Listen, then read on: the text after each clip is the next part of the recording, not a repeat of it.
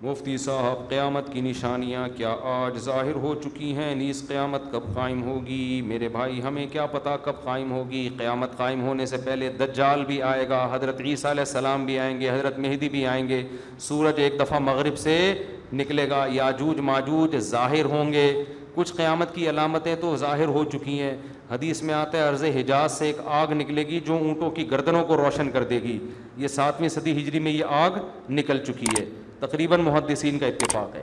700 سال پہلے 7ویں صدی ہجری میں آگ نکلی تھی بہت بڑے پیمانے پر عرض حجاز میں، تو وہ تو ایک نشانی ہو چکی ہے۔ تو کچھ نشانیاں ہو چکی ہیں، زیادہ تر نشانیاں کیا ہیں باقی؟ ایک نشانی یہ تھی، حدیث میں آتا ہے کہ یہ جو عرب لوگ ہیں نا، جو اونٹوں کے چرواہے، بکریاں چرانے والے غریب غربا، یتطاولون فی البنیان، ایک دوسرے سے بڑھ چڑھ کے بلڈنگیں بنائیں گے۔ تو عرب میں جو اونٹ چرانے والے، جو ان میں جو کرپٹ لوگ ہوتے تھے، وہ تو حاجیوں کو لوٹ کے گزارا کرتے تھے، پاؤں میں چپل نہیں ہوتی تھی، حفاتن عراتن عالتن، حدیث میں آتے ہیں ننگے پاؤں ننگے سر لوگ، ننگے بدن لوگ، ایسا نوٹ چھاپیں گے، ایسا پیسہ آئے گا کہ بلڈنگوں پر بلڈنگیں۔ تو یہ تو دبئی میں، آپ شارجہ میں دیکھ لو، اب سعودی عرب بھی بنا رہا ہے، ایک بڑا شہر آباد کر رہا ہے، اور برج خلیفہ اتنی بڑی بلڈنگ بنا دی کہ اس کو آدمی دیکھتا ہے تو ٹوپی سر سے گر جاتی ہے اس کی۔ تو یہ بھی قیامت کی علامت تھی جو پوری ہو چکی ہے۔ تو کچھ علامتیں تو پوری ہو چکی ہیں، لیکن بڑی بڑی بہت ساری علامتیں باقی ہیں، تو جن میں ایک بڑی علامت ہے، سب سے بڑی علامت ہے دجال کا ظہور ہے، حضرت عیسیٰ کا آنا ہے، امام مہدی کا آنا ہے، یاجوج ماجوج کا نکلنا ہے، سورج کا مغرب سے نکلنا ہے۔ تو جب آئیں گی تو پھر خود ہی پتہ چل جائے گا، اس کے لیے آپ ہمیں کال کرنے کی بھی زحمت نہیں کریں گے، ٹھیک ہے نا؟ اچھا بھائی مفتی صاحب، کیا بھائی جان آپ ذرا تمیز سے بیٹھ جائیں، ٹھیک ہے، اس طرف رخ کر کے بیٹھ جائیں آپ۔ بچوں میں یہ بڑی مسئلہ ہے نا، بچہ کا کبھی بھی ایک جگہ بٹھاؤ گے کبھی بھی ٹک کے نہیں بیٹھے گا وہ۔ اس کو میں نے اجازت دی تھی کہ آپ تمیز سے بیٹھو گے تو بیٹھ جانا، ٹھیک ہے، اب تمیز سے، شاباش۔ لیکن وہ بچہ بچہ ہی نہیں ہے جو تمیز سے بیٹھ جائے۔ اچھا بھائی مفتی صاحب، کیا توحید پرست مسلمان کو جہنم سے نکال کر جنت میں لے جایا جائے گا؟ کیا مسلمان جہنم سے نکل کر جنت میں جائے گا، اور یہ کب ہوگا؟ یہ تو صحیح احادیث سے بات ثابت ہے کہ ایک نہ ایک دن مسلمان جو توحید پرست ہوگا، اپنے ایمان کی برکت سے سزا کھانے کے بعد بہرحال جہنم سے نکل کے جنت میں جائے گا۔ اللہ ایمان والوں کو اور کافر کو ایک جیسا بدلہ نہیں دیں گے۔ حدیث میں آتا ہے کہ جب جہنمی جہنم میں چلے جائیں گے، ایک طویل عرصے کے بعد کافر جو ہے نا، یہ تانا دے گا مسلمان کو کہ تم میں اور ہم میں فرق کیا ہے؟ تم کلمہ پڑھتے تھے، ایک خدا کو مانتے تھے، اللہ کے پیغمبروں کو مانتے تھے، تم بھی گناہ کرتے تھے اور ہم بھی گناہ، تو نتیجہ تو دونوں کا ایک جیسا ہوا۔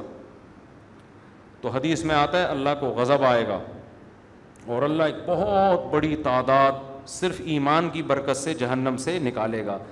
غیر مسلم اس پہ اعتراض کرتے ہیں، واہ بھائی واہ، مسلمان اتنے بڑے مجرم ہوئے، اچھے نہ بھی ہوں پھر بھی بالآخر جہنم سے نکلیں گے، اور ہم جیسے مرضی ہوں جلتے رہیں گے جہنم میں، یہ کیسا اسلام ہے؟ بھائی اپنوں کا ہمیشہ دنیا خیال کرتی ہے، اور جو اپنے نہیں ہوتے ان کا خیال نہیں کیا جاتا۔ آپ بتاؤ نا، امریکہ کا کوئی بندہ پاکستان میں جرم کرتا ہے، امریکہ کہتا ہے ہمارے حوالے کرو، ہاتھ لگانے کی بھی اجازت نہیں ہے، کیونکہ ہمارا نیشنل ہے، یہ ہمارا کلمہ پڑھا ہوا ہے اس نے، ٹھیک ہے نا؟ تو غیرت، جو بھی غیرت مند حکومت ہوگی وہ یہ کرے گی۔ تو اللہ کہتا ہے گنہگار تھا، مانتا تو تھا نا کہ میں ہوں، میں نے نعمتیں دی ہیں، گناہ کا اعتراف بھی کرتا تھا، اور تم تو مانتے ہی نہیں تھے کہ کوئی جنت بھی ہے کوئی جہنم بھی ہے، تم تو مذاق اڑاتے تھے ان چیزوں کا، قبر کا عذاب، اور تم تو ڈاروین اور سائنسدانوں کے پیچھے پڑے ہوئے تھے، تو جاؤ انہیں سے جا کے مانگو، سمجھتے ہو؟ تمہیں ڈاروین نے الٹی پٹیاں پڑھا دی تھیں کہ یہ مرغی خود بنی ہے، یہ انڈے، یہ جو مرغی 21 دن انڈے سیتی ہے نا اور گھماتی رہتی ہے، یہ اس کی کھوپڑی میں آٹومیٹیکلی آ گیا تھا۔ یہ بکری کا بچہ پیدا ہوتے ہی جو تھنوں کی طرف لپکتا ہے، یہ ایوولوشن کا نتیجہ ہے، ایوالو ہوئے، یہ اتنے سمجھدار ہو گئے، پیدا ہوتے ہی تھن تلاش کر رہے ہیں۔ سبحان الذی خلق الازواج کلھا، اللہ کہتے ہیں پاک ہے وہ ذات جس نے ہر چیز کے نر مادہ جوڑے بنائے۔ ایوالو ہونے کے نتیجے میں نر مادہ کیسے بن گئے؟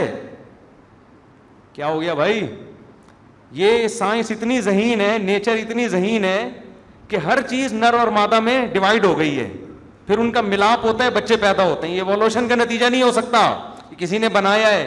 تو ہم تو بھائی اس بنانے والے کو مانتے ہیں کہ مرغا مرغی خود نہیں پیدا ہوئے, اس کے نتیجے میں انڈا آٹومیٹیکلی وجود میں نہیں آ رہا. اس انڈے میں ایسے سافٹ ویئر کہ مرغی انڈا دینے سے پہلے چھپتی ہے کہاں جا کے دینا ہے, اس کو پہلے سے پتا ہے کہ یہ انڈے سے کیا نکلے گا, بچہ نکلے گا, حالانکہ اس نے کسی سے سیکھا نہیں ہے. ایوالو اگر ہو رہی ہیں چیزیں تو باڈی میں تبدیلی آئے نا. کھوپڑی کہاں سے اتنی ترقی کر رہی ہے؟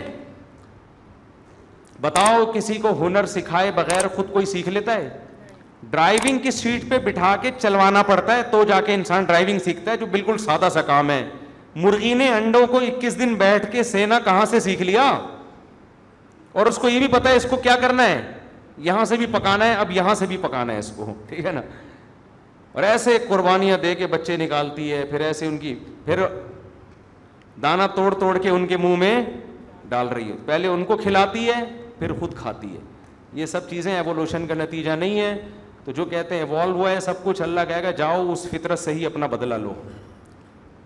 ڈاروین تمہارا باپ, وہ تمہیں بتائے گا جنت کیا ہے اور جہنم.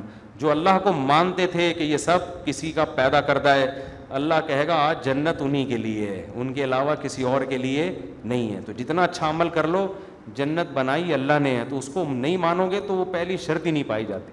آپ کسی ملک کے شہری ہیں, بہت اچھے طریقے سے رہ رہے ہیں, آپ سعودی عرب میں رہ رہے ہیں, قانون کو فالو کر رہے ہیں, ریڈ پہ رک رہے ہیں, گرین پہ چل رہے ہیں, بادشاہ کے حق میں تقریریں کر رہے ہیں. ایک دن کسی شرطے نے بولا تمہارے پاس اقامہ ہے یہاں رہنے کا؟ ہے بھائی. آپ نے کہا اقامہ تو نہیں, میں تو سرنگ بنا کے بارڈر کراس کیا ہے میں نے, اللیگل رہ رہا ہوں. کہے گا بھائی اللیگل نہیں ہوتا, آپ کتنے اچھے ہیں, نکلو یہاں سے. تو جو اللہ کو مانتا ہی نہیں ہے میرے بھائی, وہ تو نیشنل ہی نہیں ہے نا, اس کو تو قومیت ہی نہیں ملی ہے. اللہ کہتے ہیں تم تو باغی ہو, تم آؤ میرے پاس, تمہارے جتنی نیکیاں ہیں ان کی مثال پہاڑ کی راک کے پہاڑ کی ہے, دیکھنے میں بڑی لگتی ہیں, ان کا وزن کچھ بھی نہیں ہے. ایک بچہ اپنے باپ کو مانتا نہیں ہے, جتنی مرضی خدمت کرے باپ کوئی لفٹ نہیں کرائے گا, کہے گا نادرا میں کسی اور ابا کا نام ڈالا ہوا ہے تو نے.